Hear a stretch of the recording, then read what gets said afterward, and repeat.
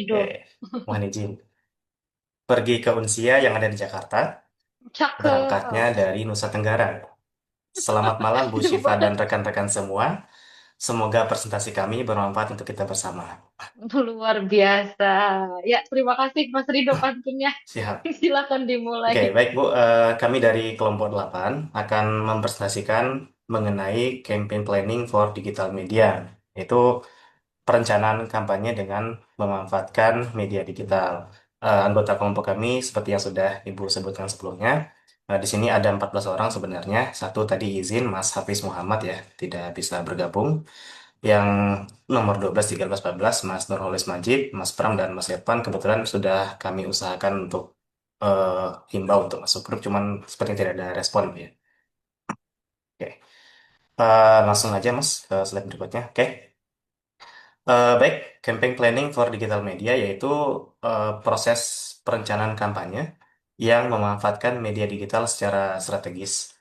Perencanaan ini dimulai dari memahami dulu ya karakter media digital. Nah, lalu dilanjutkan dengan menggali campaign insight untuk mengetahui perilaku dan kebutuhan audiens. Nah, lalu insight yang didapat itu menjadi dasar dalam melakukan segmentasi audiens. Nah, sehingga pesan kampanye bisa lebih relevan. Lalu ke tahap akhirnya yaitu targeting, yaitu kita menentukan segmen audiens yang paling tepat agar kampanye bisa lebih fokus, efektif dan berdampak. Jadi pada intinya secara garis besar, pembahasan kelompok 8 itu ada 4 topik utama Ibu ya, yaitu yang pertama mengenai media digital sendiri, yang kedua mengenai campaign insight, yang ketiga mengenai segmentasi, dan yang keempat yaitu mengenai targeting, yang nanti akan dijelaskan lebih lanjut oleh rekan-rekan dari kelompok 8. Ya, silakan. Untuk yang pertama yaitu mengenai media digital dulu ya. Jadi untuk memahami media digital kita lebih baik mengenal pengertiannya dulu. Jadi kalau secara umum itu adalah segala bentuk media, baik teks, audio, video, ataupun grafis yang dikodekan dalam format digital atau angka 0 dan 1 yang biasa kita kenal dengan bilangan biner dan didistribusikan melalui perangkat elektronik seperti komputer atau smartphone yang memungkinkan interaksi dan akses kapan saja dan di mana saja. Jadi ada tiga unsur penting yaitu dikodekan dalam format digital, kemudian distribusinya melalui perangkat elektronik, dan yang terakhir itu interaksinya harus bisa kapan saja dan di mana saja. Nah, ini untuk perbedaannya. Apa sih perbedaannya antara media konvensional dengan media digital? Nah, jadi yang pertama dari bentuknya sendiri. Jadi kalau konvensional itu cetak dan siaran, digital itu internet dan digital karena namanya sendiri media digital ya. Nah, terus gimana contohnya? Kalau misalnya Videotron itu gimana? Videotron itu masuk ke konvensional karena dia tetap nggak bisa diakses di mana saja itu. Jadi tetap harus berpegang teguh pada tiga unsur utama tadi. Nah, untuk interaksinya gimana? Kalau konvensional itu rata-rata satu arah, sedangkan digital dua arah. Jadi ada interaksi, jadi promosi, kemudian bisa ada feedback seperti itu. Untuk kecepatannya yaitu relatif lambat dan yang digital itu sangat cepat. Jadi karena bisa di mana saja dan kapan saja, jadi kita bisa akses sewaktu-waktu. Beda dengan tadi entah majalah atau dulu baru mengetahui ada iklan tersebut. Nah, untuk jangkauannya sendiri yaitu kalau konvensional itu lokal, sedangkan media digital itu secara global. Jadi nggak terpengaruh antara jarak fisik ya. Jadi semua orang yang memiliki internet bisa mengaksesnya. Sedangkan kalau lokal, tentu di lokalan itu termasuk koran misalnya Kompas pun yang udah ternama di Indonesia. Tapi kalau yang bentuk cetak ya, itu orang yang di luar negeri belum tentu dapat akses dengan mudah. Jadi lebih ke lokal. Lokal di sini baik lokal kedaerahan maupun ya itu dalam satu negara aja. Kemudian yang biayanya gimana? Kalau konvensional itu relatif lebih mahal karena harus kalau cetak koran tadi mencetak satu-satu. Sedangkan kalau media digital itu lebih hemat karena dia cukup mengiklankan satu kali itu sudah tersebar kemana-mana selama yang mengakses memiliki jaringan internet. Untuk yang update kontennya bagaimana? Kalau konvensional itu relatif lebih sulit ya. Kalau misalnya tadi disebutkan koran itu update-nya mereka harus update lagi dan cetak lagi. Sedangkan kalau digital itu cepat dan mudah. Kenapa? Karena kita kalau misalnya lewat website itu tinggal klik edit dan sudah edit otomatis. Nggak usah memperbarui yang sudah beredar di pasaran seperti itu.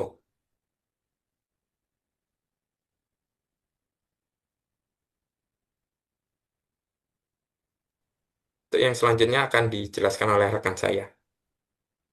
Baik, mohon izin untuk melanjutkan dari paparan Mas Revangga. Mungkin saya hanya sekedar memberikan pengertian lanjutan ya dari apa itu media digital. Jadi sebenarnya sama dari definisi secara umumnya itu adalah media digital itu memang segala bentuk media yang disajikan dalam format elektronik atau digital yang dapat disimpan, diakses, dimodifikasi, dan didistribusikan melalui perangkat seperti komputer, smartphone, dan tablet, yaitu mencakup konten seperti teks, gambar, audio, dan video, serta memungkinkan interaksi real-time tanpa batas fisik. Memang dalam era modern seperti sekarang, itu kombinasi antara internet dan komputasi personal memang menyebabkan media digital membawa dampak dan masalah dalam dunia penerbitan. Jadi,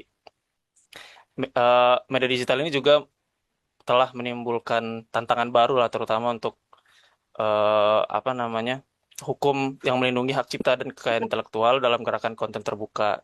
Jadi harus lebih eh, bijak lah. Jadi di mana pencipta konten dengan sukarela menyerahkan sebagian atau seluruh hak-hak hukum mereka untuk pekerjaan mereka. Jadi memang media digital ini sudah memasuki apa namanya sendi-sendi dari kehidupan masyarakat lah. Jadi memang sudah sangat eh, berkembang gitu. Dan nampaknya itu telah terasa bagi masyarakat luas. Dan itu menunjukkan bahwa media digital adalah awal dari sebuah era baru dalam sejarah industri yang disebut era informasi. Dan telah mengarahkan para masyarakat itu ke era paperless lah. Di mana semua produk informasi itu tersedia pada media digital. Salah satu contoh program dari media digital yang paling populer adalah media sosial. Jadi media digital itu melalui media sosial beralih dari komunikasi satu arah atau media tradisional ya konvensional menjadi dialog interaktif, memungkinkan partisipasi publik, aktivisme dan pembentukan komunitas online. Jadi kemajuan teknologi digital seperti internet dan mobile phone memungkinkan akses media sosial kapan saja dan di mana saja. Jadi itu menjadikan alat komunikasi massa yang kuat dan personal. Kalau menurut dari Asep Samsul M. Romli, media sosial memang sebagai media massa yang tersaji secara online di website internet. Dan media online adalah media generasi ketiga setelah era media cetak atau print media dan era media elektronik. Boleh izin next, Mas. Lalu untuk karakteristik dari media digital itu mungkin melanjutkan juga ya dari Mas Revangga tadi itu ada beberapa, ada 5. Yaitu yang pertama itu sudah pasti berbasis teknologi. Jadi memang dibandingkan dengan media cetak atau konvensional, media digital memerlukan teknologi seperti internet serta perangkat elektronik. Yang kedua itu adalah media digital ini interaktif.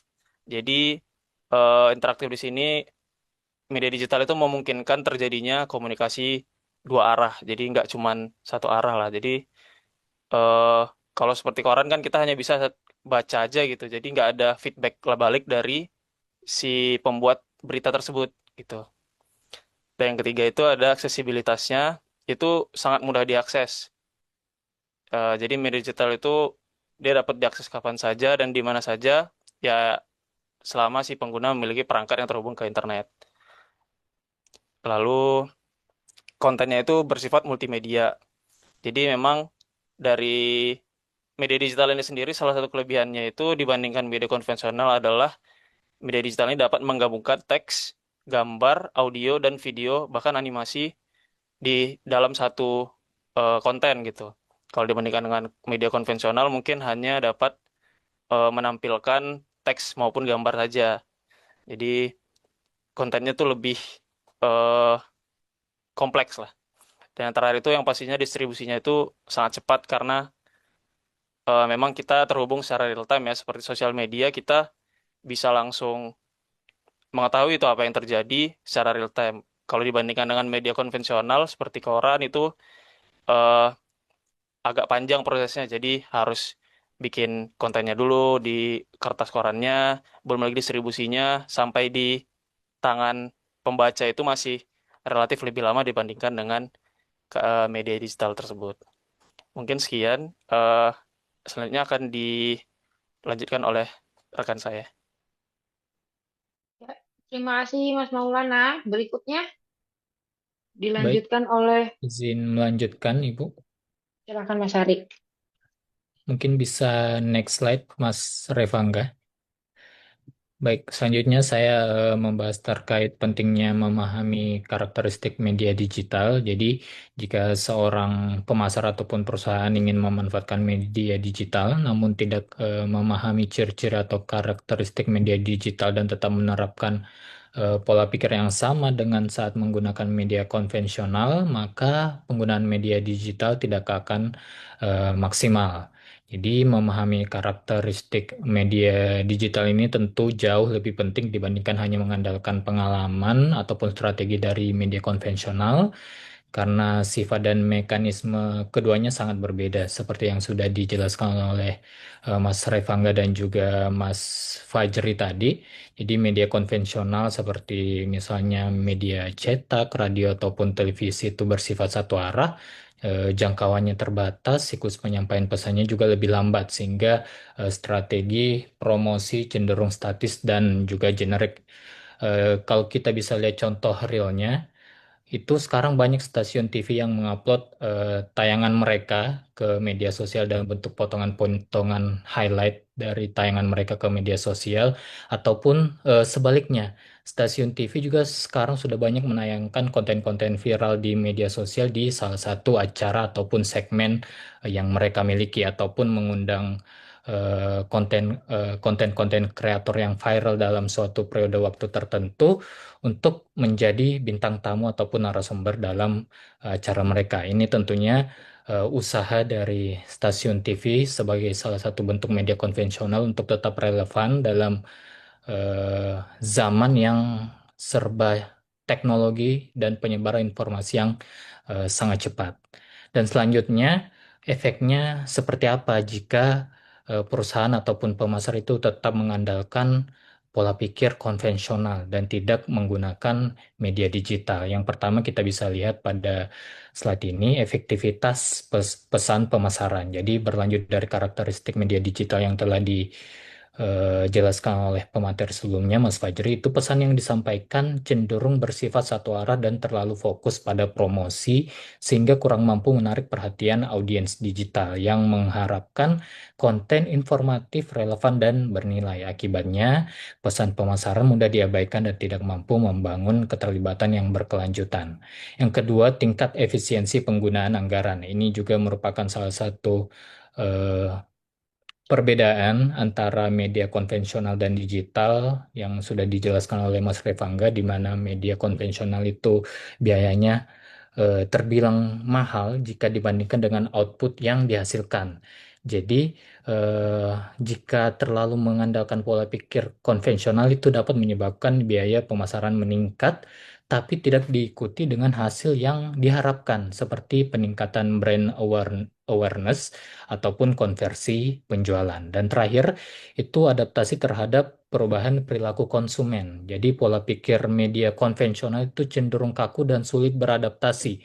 Ini tentunya sangat sulit di era sekarang yang informasi sangat cepat alirannya, tren selalu berganti setiap saat. Ini tentunya harus berubah dan kita beralih ke pola pikir yang lebih maju. Jadi, menyesuaikan strategi dengan dinamika perilaku konsumen digital. Jadi, perusahaan itu berisiko tertinggal dari pesaing yang lebih adaptif dan inovatif dalam memanfaatkan media digital. Mungkin itu dari saya, selanjutnya akan dilanjutkan oleh rekan saya. Ya, terima kasih Mas Ari. Berikutnya, Ya, karena ini untuk kampanye digital, jadi kita juga harus mengetahui berbagai jenis-jenis media digital itu apa saja. Di sini kami bagi menjadi 6 untuk media digital, yaitu ada website, media massa digital, media sosial, aplikasi online, email marketing, dan instant messenger. Untuk yang pertama, website. Website merupakan aset digital utama yang sepenuhnya dimiliki dan dikendalikan oleh brand. Jadi fungsinya sebagai markas besar di dunia online. Jadi keunggulan utama website ini adalah kemampuannya untuk SEO yang tinggi, kemudian memungkinkan brand untuk mendapatkan traffic yang organik dalam jangka panjang, serta fleksibilitas dalam desain dan pengalaman pengguna yang dapat disesuaikan dengan target audience. Kemudian yang kedua ada media massa digital, yaitu portal seperti kompas.com ataupun detik.com yang menyajikan informasi tekstual dan visual terkurasi. Kemudian ada juga radio online seperti Spotify atau Joox yang menawarkan audio streaming dengan playlist yang dipersonalisasi.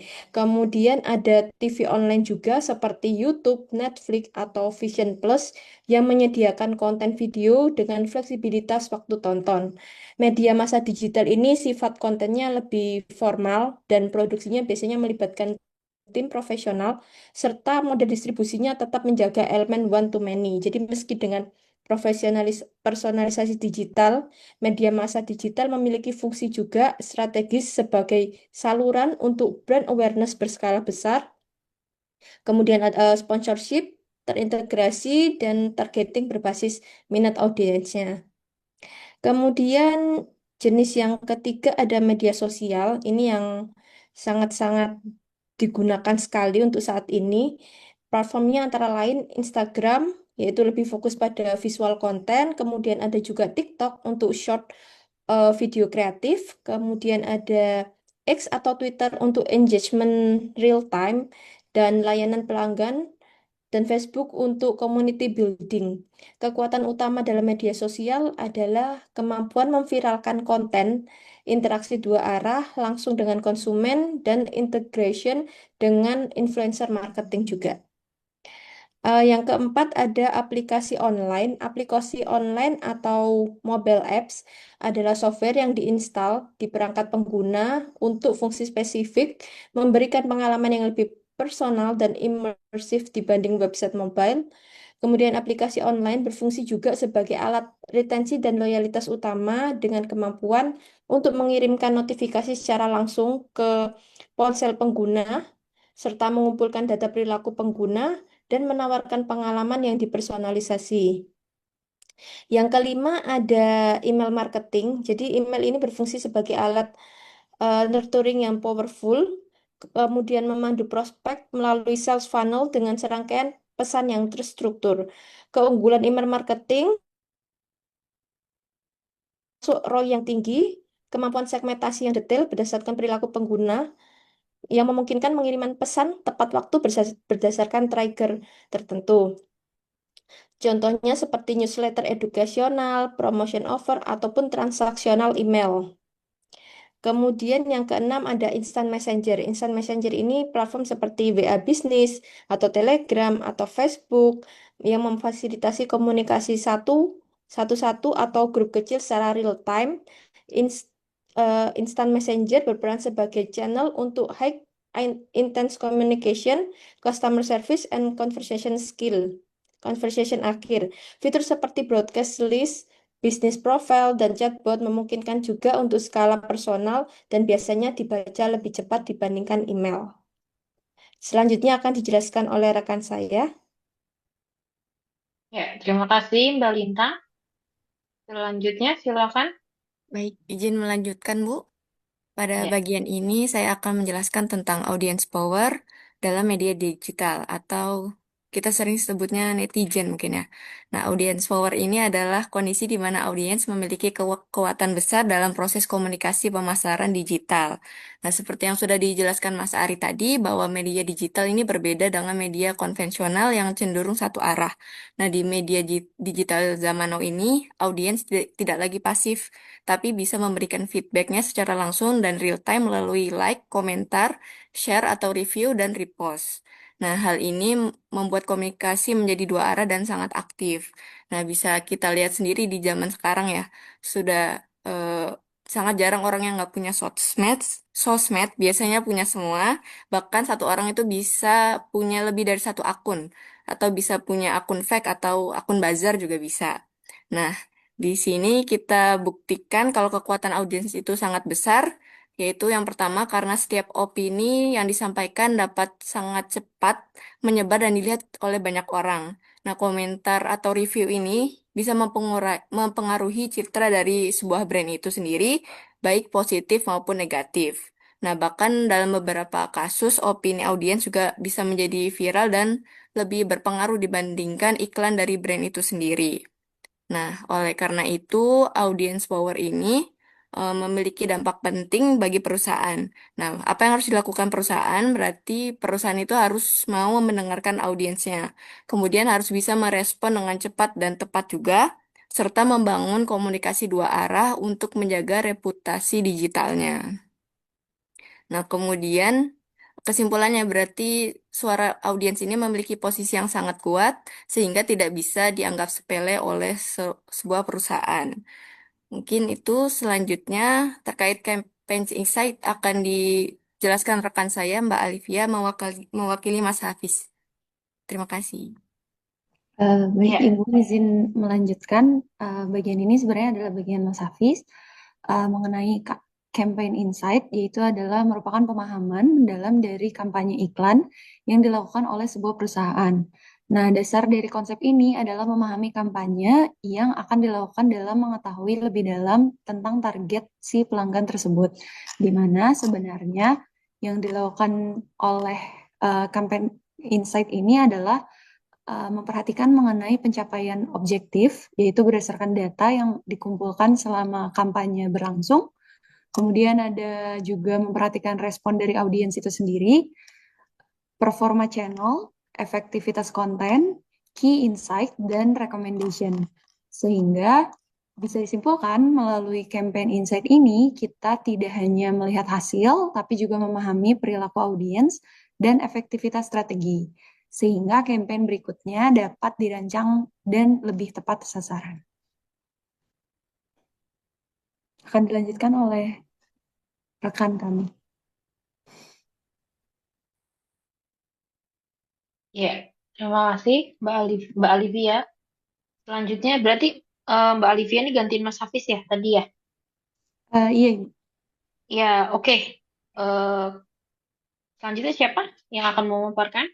Mohon izin Mas Bu, saya Rizwandi. Ruswandi Bu. Ya. Silakan Mas Rifandi.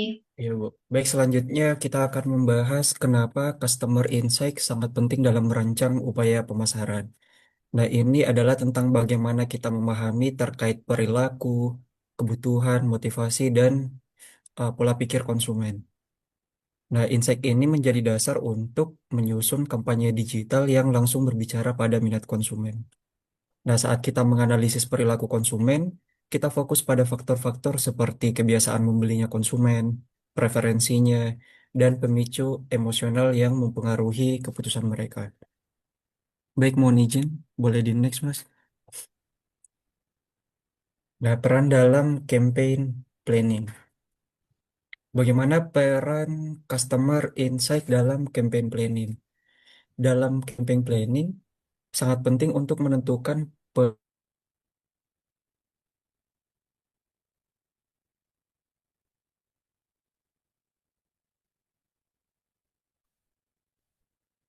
Eh, Teman-teman kelompok 8 boleh di ini Mas Rifwandinya nge-freeze mungkin dia lempar ya nanti. Diminta untuk live terus join ulang coba Mas Rifwandinya.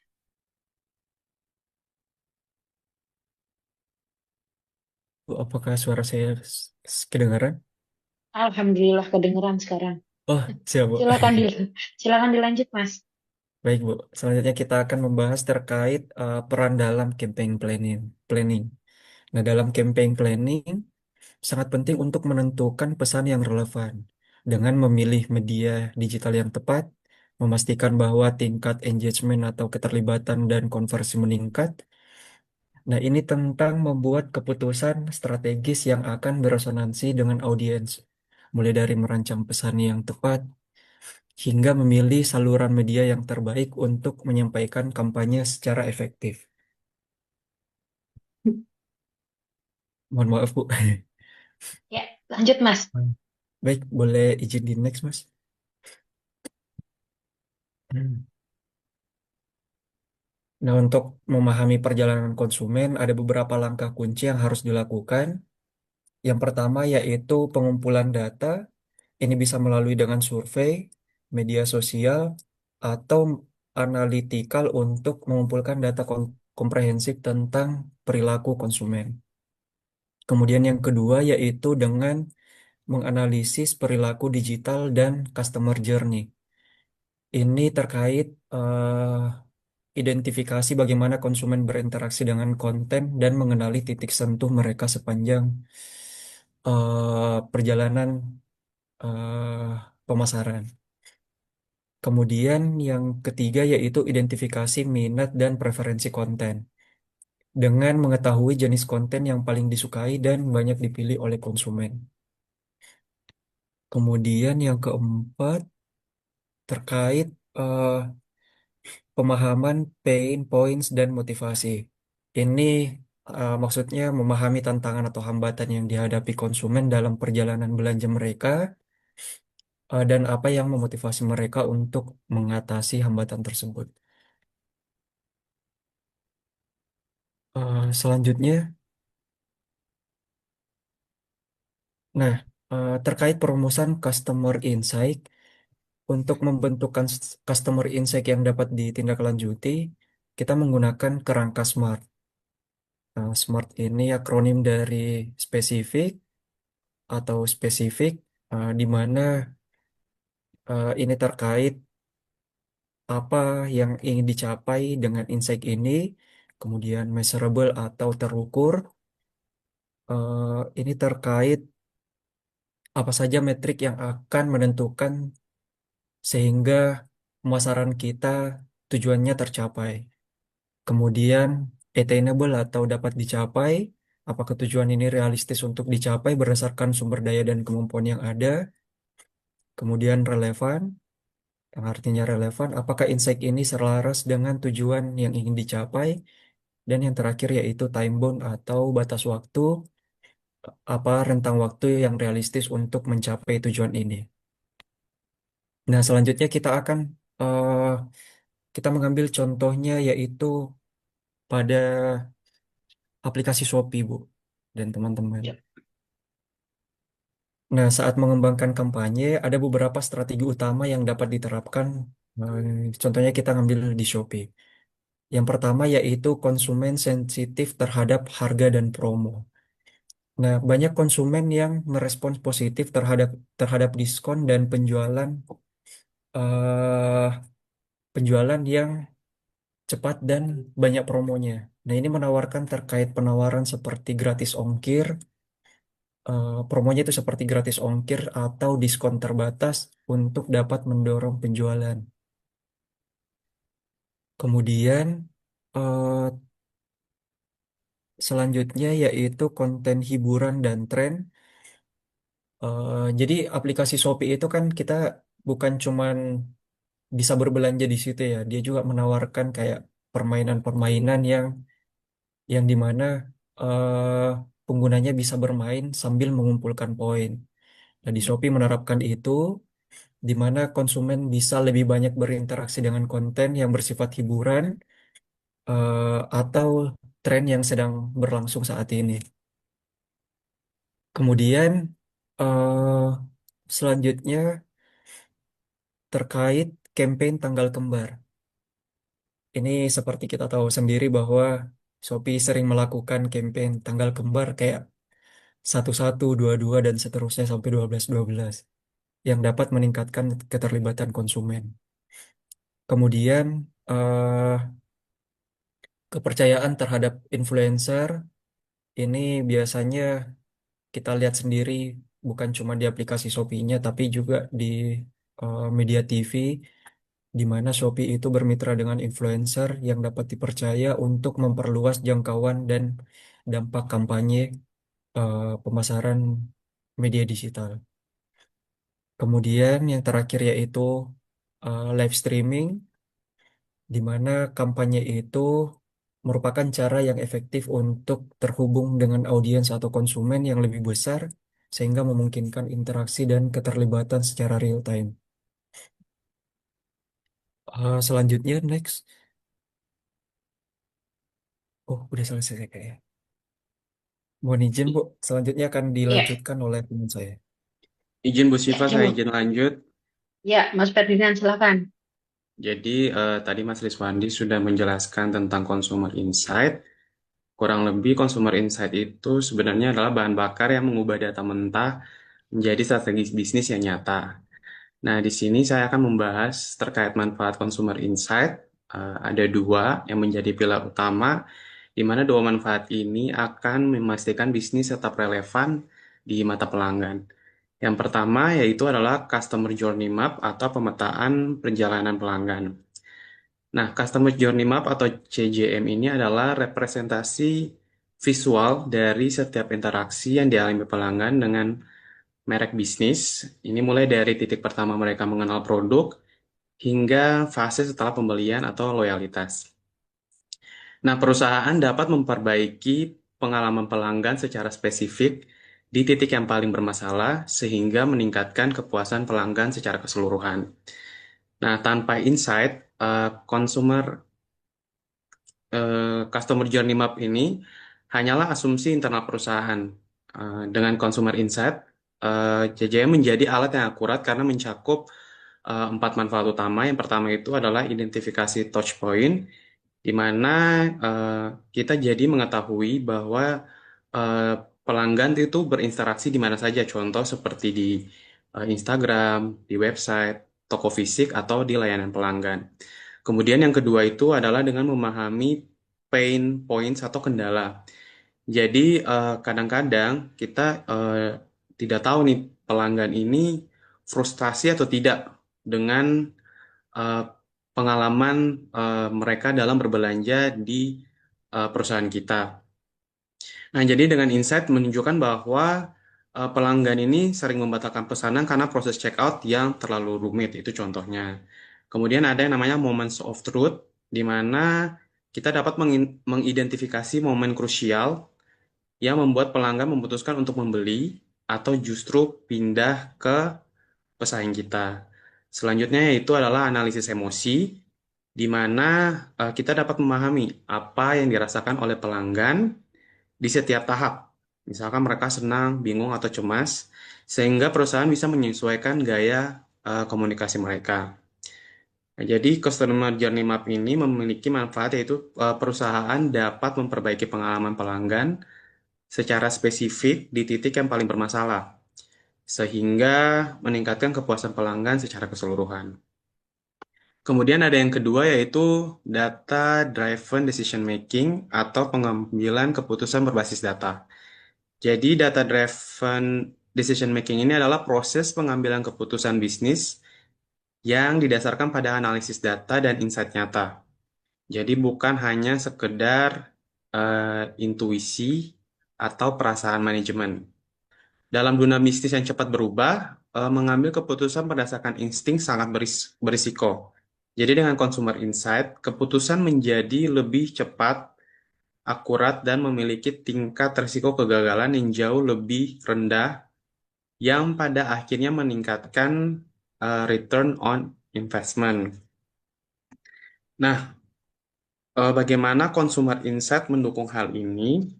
Ini ada 4 juga poin penting. Yang pertama itu terkait dengan efisiensi anggaran. Jadi perusahaan tidak lagi membuang uang untuk iklan di media yang tidak dikunjungi target audiensnya. Jadi kita dapat melihat data yang menunjukkan dengan tepat di mana konsumen dari perusahaan itu berada. Kemudian ada yang namanya prediksi tren masa depan. Jadi dengan menganalisis pola perilaku masa lalu konsumen, perusahaan dapat memprediksi apa yang akan diinginkan konsumen di masa depan, sehingga bisa melakukan inovasi produk lebih awal. Kemudian yang ketiga yaitu personalisasi produk dan layanan. Nah, di sini perusahaan akan memutuskan tentang fitur apa yang harus ditambahkan atau promo apa yang harus diberikan didasarkan pada apa yang sebenarnya dibutuhkan oleh pelanggan, sehingga tingkat keberhasilannya jauh lebih tinggi. Kemudian ada yang namanya objektivitas. Ini jadi mengurangi debat internal di dalam perusahaan karena keputusan diambil berdasarkan bukti empiris, apa yang dilakukan oleh konsumen, bukan suara siapa yang paling keras ketika rapat seperti itu. Sehingga manfaatnya itu yang paling utama adalah keputusan menjadi lebih cepat, akurat, dan memiliki resiko tingkat kegagalan yang jauh lebih rendah, yang sama yaitu meningkatkan return on investment. Selanjutnya akan dilanjutkan oleh teman saya, Bu. Baik, Ya, izin Ibu. makasih. Silakan Mbak Adelia. Baik, selanjutnya yaitu dalam rangka menyusun planning dari digital marketing, perusahaan itu harus mampu untuk mengerti bagaimana tercipta sebuah pasar dan bagaimana preferensi konsumen di dalamnya. Untuk itu, perusahaan harus tahu yang dinamakan dengan segmentasi pasar. Apa yang dinamakan segmentasi pasar? Ini adalah proses membagi pasar yang heterogen menjadi kelompok-kelompok konsumen yang lebih homogen berdasarkan karakteristik tertentu, seperti demografi, psikografi, gaya hidup, dan geografi, sehingga perusahaan dapat menyusun strategi pemasaran yang lebih tepat sasaran. Adapun pola dari segmentasi pasar itu terdiri dari 3. Pola yang pertama yaitu homogeneous preference, di mana kondisi pasar, di mana konsumen memiliki preferensi yang relatif sama, sehingga perbedaan kebutuhan dan seleranya sangat kecil. Oleh karena itu, perusahaan biasanya menawarkan satu produk utama untuk seluruh pasar, seperti pada produk kebutuhan pokok. Lalu pola yang kedua yaitu diffuse preference. Diffuse preference terjadi ketika preferensi konsumen sangat beragam dan tidak ada preferensi yang dominan. Kondisi ini membuat selera pasar sulit diprediksi. Seperti pada industri fashion yang trennya cepat berubah tergantung dari musim apa dan trendsetter apa yang telah terjadi saat itu. Lalu clustered preference. Clustered preference merupakan pola pasar di mana preferensi konsumen terbagi ke dalam beberapa segmen yang jelas dengan karakteristik berbeda. Perusahaan dapat menargetkan satu atau beberapa segmen, contohnya pasar smartphone yang terbagi menjadi entry level, mid-range, dan flagship. Selanjutnya, baik, dalam segmentasi pasar ada aspek-aspek yang perlu diperhatikan. Aspek yang pertama yaitu segmentasi demografi, di mana segmentasi demografi membagi pasar berdasarkan karakteristik penduduk seperti usia, jenis kelamin, pendapatan, pendidikan, pekerjaan, dan status pernikahan. Selanjutnya yaitu segmentasi psikografi, di mana segmentasi ini didasarkan pada aspek psikologis konsumen, seperti kepribadian, nilai, sikap, serta minat dan opini. Selanjutnya yaitu segmentasi gaya hidup atau lifestyle, di mana segmentasi ini membagi pasar berdasarkan pola hidup konsumen, termasuk aktivitas sehari-hari, kebiasaan konsumsi, dan cara menghabiskan waktu luang. Yang terakhir yaitu segmentasi geografi, di mana segmentasi ini membagi pasar berdasarkan lokasi seperti negara, wilayah, kota, iklim, dan kepadatan penduduk. Baik, selanjutnya akan dijelaskan oleh rekan saya. Ya, terima kasih Mbak Adelia. Boleh dilanjutkan? Baik, Ibu izin melanjutkan penjelasan dari Mbak Adelia. Selanjutnya di dalam digital marketing ini kita mengenal namanya targeting. Umpamanya kalau misalkan segmentasi itu adalah pembagian kelas-kelas yang berdasarkan 4 tadi, yaitu geografi dan lainnya. Kemudian targeting di sini adalah bagaimana setelah kelas itu dibagi, kita memilih salah satu dari segmentasi tersebut atau kelas-kelas tersebut untuk selanjutnya dijadikan tujuan atau bisa dijadikan tolak ukur di KPI atau Key Performance Index. Boleh lanjut? Jadi intinya dari kedua hal tersebut, yaitu adalah segmentasi dan targeting, sebenarnya secara singkat dapat disimpulkan bahwa keduanya adalah sangat penting dan berhubungan. Di mana setelah dibagi kelompok atau dibagi menjadi kelas-kelas seperti segmentasi tadi, akan dilakukan targeting untuk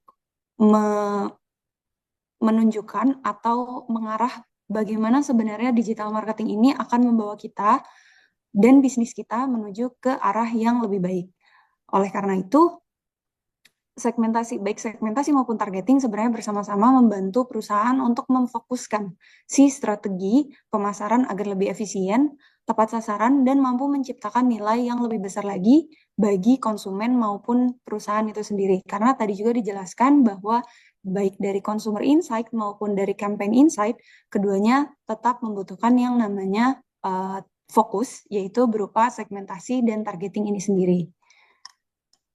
Boleh dilanjut?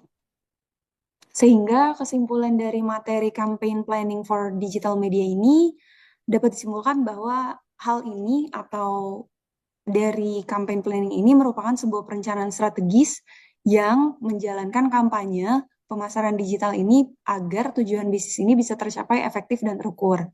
Selain itu, penyusunan pesan, konten yang relevan, menarik, dan konsisten dengan identitas dari merek itu sendiri atau dari kelas yang sudah tadi kita pilih, dari produk yang sudah kita suntikan kepada target tersebut, dan sudah diarah panah ke arah KPI yang tepat, maka perencanaan anggaran, penjadwalan kampanye, serta pemilihan KPI tadi juga diperlukan untuk menghasilkan kampanye yang dapat dipantau dan dievaluasi secara akurat. Sehingga juga tadi disambungkan kepada data driven. Jadi untuk keputusan-keputusan kampanye berikutnya bisa difokuskan berdasarkan data-data tersebut yang sudah tersedia pada penelaahan dari data-driven decision making tersebut. Sekian, Ibu. Terima kasih atas perhatiannya. Iya, Mbak Alivia menutup presentasi dari kelompok 8. Terima kasih kelompok 8 atas presentasinya. Boleh sebelum kita sudahi, kita diskusi dulu 2 pertanyaan ya.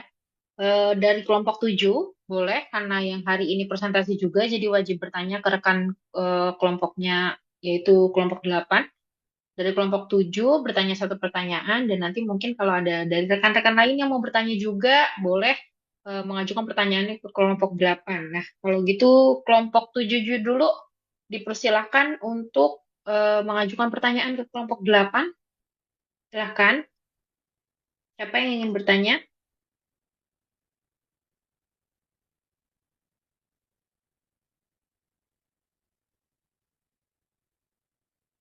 Tadi kelompok 8 udah nanya nih ke kelompok 7, gantian ya. Kelompok 7 sekarang nanya ke kelompok 8. Selain kelompok 7, ada yang mau bertanya nggak? Rekan-rekan yang lain. Alhamdulillah masih stay 27 orang nih. Karena kita cukup malam ya, rekan-rekan. Tadi beberapa ada yang udah izin untuk live karena ada kegiatan lain. Terima kasih teman-teman 27 orang yang masih mau stay. Ada yang mau bertanya ke kelompok 7, kelompok 8 tentang campaign planning dan fokusnya di digital media ya, kalau yang kelompok 8 ini. Ada yang mau bertanya dulu? Kelompok 7 masih ditunggu ya pertanyaannya ya.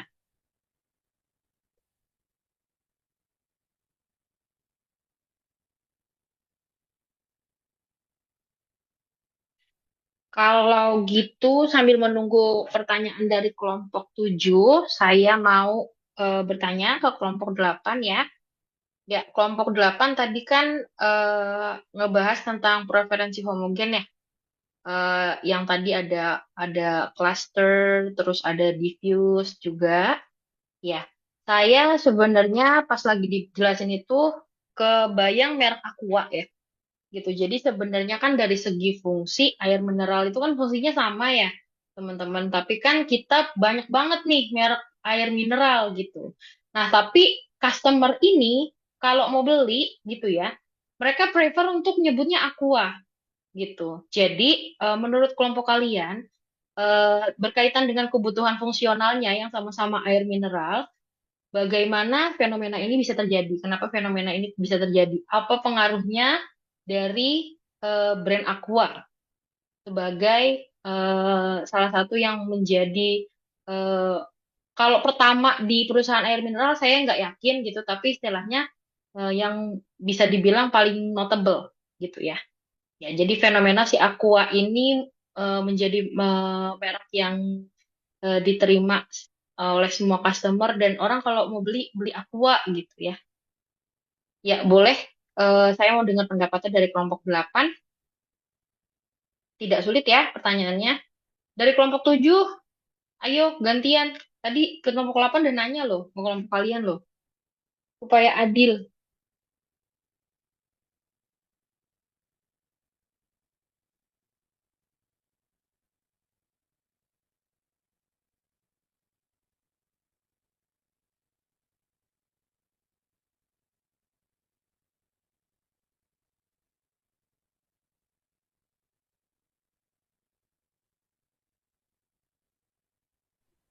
Izin Bu, mungkin mau mencoba menjawab dulu pertanyaan dari Ibu ya, Ya, sambil Mas menunggu Revangga.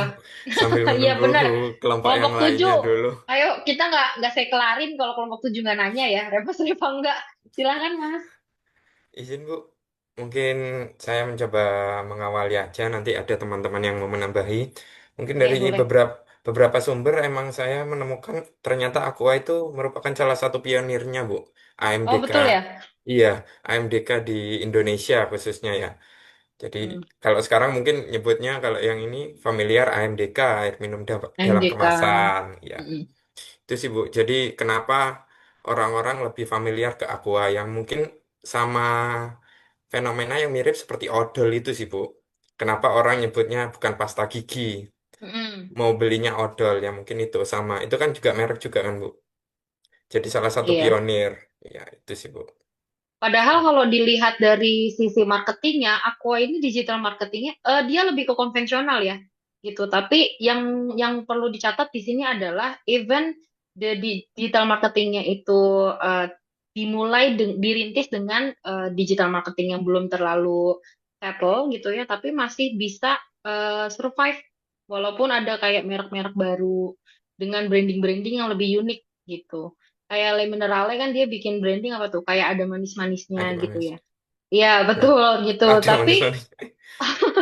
ya ada aja gitu ya caranya gitu. Tapi tetap saja yang paling notable itu Aqua. Walaupun secara fungsi ya sama ya mereka perusahaan air minum gitu. Jadi AMDK kalau tadi kata Mas Revangga ini. Tapi walaupun sama-sama homogen nih mereka AMDK gitu, tapi ada makna dan sebuah apa ya istilahnya memori kali ya yang dibangun oleh brand Aqua itu gitu. Jadi mungkin sampai sekarang pun banyak tuh yang kalau mau beli itu masih nyebutnya Aqua gitu. Ya ini korelasinya dengan ini ya apa namanya tadi pembahasan soal preferensi homogen gitu. Ya kelompok 7, ayo dong. Kalau yang diffuse, contohnya kayak apa ya? Mungkin tadi kurangnya yang di preferensi kurang dikasih contoh-contohnya gitu ya supaya lebih tergambarkan gitu ya. Kalau yang diffuse itu seperti apa, kalau yang clustered itu juga seperti apa gitu. Mungkin kalau di platform musik gitu kan sekarang yang paling besar nggak tahu kalau saya pakai YouTube Music ya gitu. Cuma kan kita punya Joox, punya Spotify gitu. Itu tergantung preferensinya masing-masing itu. Atau kalau cluster itu mungkin bisa ke fashion pakaian gitu. Kayak misal brand olahraga pakainya Nike gitu. Terus brand-brand hijab pakainya apa ya? Hijab tuh apa sih? Rabani. Ya itulah gitu ya. Jadi mungkin bisa ditambahkan tadi kelompok 8 kalau misalkan contoh-contohnya gitu mengikuti tadi kelompok 7 itu cukup baik ya diberikan contoh-contoh gitu. Mungkin bisa nanti pas lagi di laporan presentasinya bisa dianalisis sendiri sama masing-masing jadi bisa nambah nilai UASnya gitu selain nilai kelompok. Ayo kelompok 7 masih ditunggu. Masih kok masih ada nih kelompok 7 masih ada yang stay.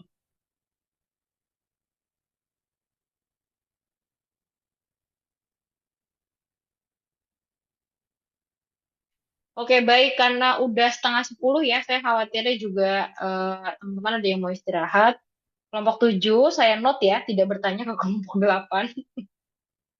Baik, kelompok 8, tapi walaupun pertanyaannya hanya dari saya, tidak mengurangi rasa terima kasih dan apresiasi saya ya, sudah melakukan presentasi pada malam ini, baik sekali. Ya, dengan ini presentasi dari kelompok 8 bisa disudahkan. Ya, teman-teman, terima kasih sudah join Vicon pada hari ini. Kita akan ketemu lagi di Vicon yang ya, Mas Lauza, terima kasih juga. Kita ketemu sekali lagi ya, teman-teman ya. Enggak dong, 2 kali lagi. Nanti hari Senin ada kelompok 9, 10, dan hari Rabunya ada kelompok 11 dan 12. Berbarengan dengan periode UAS. Nanti hari Senin saya akan share naskah UASnya. Nanti teman-teman yang sudah melakukan presentasi bisa langsung mengerjakan UASnya, tapi mohon pengertiannya untuk teman-teman yang belum mengambil nilai presentasi, berarti baru bisa mengerjakan UAS setelah presentasinya selesai. Oke, kalau begitu Vicon kali ini saya cukupkan sampai di sini. Terima kasih teman-teman yang sudah bergabung Vicon, khususnya kelompok 8 dan kelompok 7. Baik sekali presentasinya. Wabillahi taufiq wal hidayah. Wassalamualaikum warahmatullahi wabarakatuh. Waalaikumsalam warahmatullahi Ya, wabarakatuh. Terima kasih, terima kasih Terima kasih, banyak. Bu. ya. Terima Saya kasih, izin live Bu. ya. Yo.